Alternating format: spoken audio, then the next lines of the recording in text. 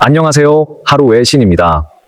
오늘은 최근 최대의 화두인 미국 관세 전쟁에 대해서 이야기해 보려 합니다. 저도 예전부터 접했다가 이번에 깨달은 것들을 미국 입장에서 소개하려 합니다. 저는 전문가가 아니기 때문에 다양한 시각 정도로 생각해 주시면 감사하겠습니다. 구독과 좋아요 눌러주시면 앞으로 퀄리티 있는 외신과 영상 많이 소개하겠습니다. 먼저 저는 이 전 세계적 관세 전쟁을 보고 9.11 테러가 생각났습니다. 9월 20일 조지 부시는 의회 연설에서 You are either with us or you are with the terrorists 라고 했었죠. 미국과 함께 싸우거나 미국과 싸우거나, 이 관세 전쟁도 미국과 함께 싸우거나 미국과 싸우거나 라고 생각합니다. 4월 2일 미국 해방의 날에서 관세 정책을 발표했습니다.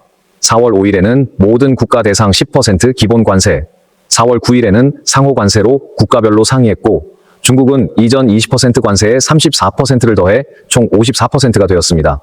이 상호 관세가 발표될 때 당시 베센트 미국 재무부 장관은 전 세계 국가들에 보복하지 말라, 관세는 지금 시점이 최고 시점일 것이라며 보복할 경우 더 강경하게 대응할 거라 했습니다. 근데 중국은 이에 따른 보복 관세로 34%를 매겼습니다. 그래서 50% 대중국 추가 관세를 매겼고 104%가 되는 듯 했으나 실제로 125%였고 이어 145%까지 상승했습니다.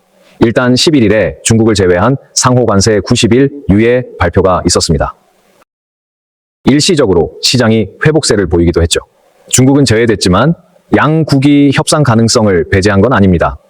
현재 이런 트럼프의 관세 전쟁에 미쳤다고 하는 분들도 많습니다. 미국도 피해를 입는 건 당연할 텐데 그렇다면 왜 이런 관세 전쟁을 시작할까요? 먼저 많은 분들이 예상하는 국채금리 문제입니다. 관세 전쟁으로 인해 경기 침체를 유도하고 연준에서 금리를 내리도록 압박하는 것입니다. 이번 미국 10년차에 약 1320억 달러의 만기일은 6월 30일인데 이때 새로운 국채를 발행해 갚는 롤오버 방식을 취하고 있습니다. 그렇게 되면 낮은 금리로 이자를 덜 낼 수 있죠. 현재 미국은 부채가 약 34조 달러로 현재 금리 4.5%로 롤오버를 진행하면 약 1.53조 달러를 연이자로 내야 됩니다. 이 금리를 낮추면 연이자 또한 줄어들게 되죠. 트럼프가 이걸 노린다고 생각하는 분들이 많으시고 저 또한 공감했습니다. 1월에 캐나다와 멕시코에 관세 25% 적용이 되고 유예되는 일이 있었습니다. 공통적으로 중국산 펜타닐 유입 문제가 있었습니다. 캐나다는 캐나다 총선의 중국 개입 문제와 멕시코는 불법 이민자 문제, 중국 제품 멕시코산 택가리 문제가 있었습니다. 관세 25% 발표와 함께 많은 반발이 있었지만 멕시코는 멕 국경지역 불법 입국자 단속과 마약을 단속하기로 합의했습니다. 우리나라의 경우도 한덕수 대통령 권한대행께서 대응하지 않고 협상에 나선다고 했습니다. 협상이 만족스러웠는지 트럼프는 우리나라 조선업에 돈을 많이 쓰겠다고 약속했고 우리는 현 시점 여전히 미국의 우방이다라는 것을 어필할 수 있었습니다. 엘살바도르 부켈레 대통령도 국적불문 엘살바도르 감옥으로 이송할 수 있게 도와주어 트럼프는 부켈레 대통령에 감사 표시를 했습니다.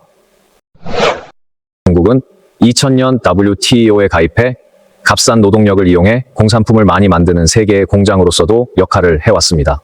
때문에 전 세계는 값싼 중국산 공산품들을 많이 받아들여 물가의 안정에도 어느 정도 효과를 봤었죠. 근데 이 저가품 공세는 자국 산업의 발전을 저해했습니다.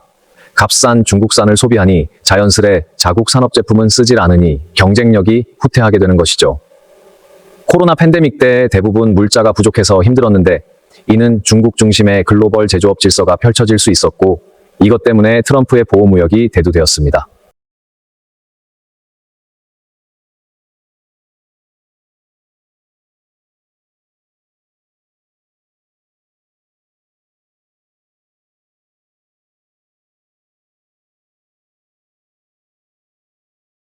저가품 공세는 반도체 산업에서도 마찬가지입니다. CXMT, YMTC, SMIC 등의 기업들이 D램, 낸드 플래시, 이미지 센서, 차량용 반도체, 저가품 공세를 했습니다.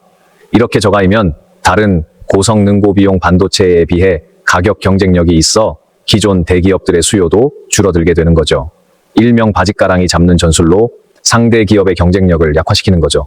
하지만 중국의 이런 기업들도 찍어내고 다 팔지를 못하면 손해인데 중국 정부에서 보조금을 주기 때문에 손해여도 감수를 할 수 있는 것입니다. 이런 반도체들이 군사시설이나 중요한 곳에 쓰인다면 해킹 우려는 덤이죠. 사람들이 관세를 올리면 소비자들이 더 비싸게 물건을 구입해야 된다고 합니다. 맞습니다. 관세는 소비자에게 더 많은 부담을 쥐어질 수 있죠. 지금 중국산 145% 관세기 때문에 미국 시민들이 중국산 제품을 구입하려면 돈을 더 많이 써야 합니다. 하지만 여러분들이 생각하시는 중국산 인식은 어떻습니까? 그렇습니다. 중국산 소비를 하지 않을 확률이 올라갑니다. 성능이 더 좋은 다른 나라의 제품들의 가격 경쟁력이 상대적으로 생기는 거죠. 또한 값싼 중국산에 감춰져 있던 리스크가 드러나게 됩니다. 트럼프 2기에서 해킹, 보안과 국가안보를 이유로 중국산 제품을 소비하지 않고 있습니다. 그렇게 손해가 쌓이게 되면 중국 정부가 무작정 보조금을 풀 수 있을까요? 언젠가 한계가 올 것이고 중국 기업은 부도가 나고 일자리가 줄어들고 실업률이 올라가는 것이죠. 중국에서 생산하는 글로벌 기업들의 탈중국화를 노리는 것입니다. 여기까지가 제가 생각하는 트럼프의 관세 전쟁의 이유입니다. 물론 아닐 수도 있고 의도가 맞다 해도 성공할 수도 실패할 수도 있습니다. 이제 트럼프 취임한 지 약 100일이 지났는데 앞으로 더 지켜봐야 할 것 같습니다. 한 줄 요약, 관세 전쟁으로 금리 인하하고 아군 식별하고 글로벌 탈중국화를 하자.